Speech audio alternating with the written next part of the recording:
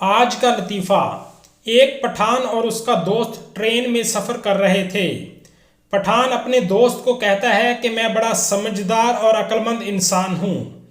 दोस्त ने पूछा, तुम खुद को अक्लमंद क्यों कह रहे हो? पठान बड़े फ़ख्र से अपने दोस्त को बताता है कि मैं रोज़ाना 300 रुपये बचा लेता हूँ। दोस्त, वो कैसे? पठान, मैं रोज़ाना ट्रेन में सफ़र करता हूँ और जंजीर के करीब नोटिस लगा है कि गलत जंजीर खींचने वाले को 300 रुपये जुर्माना होगा और मैं रोज़ाना जंजीर खींचे बगैर उतर जाता हूँ।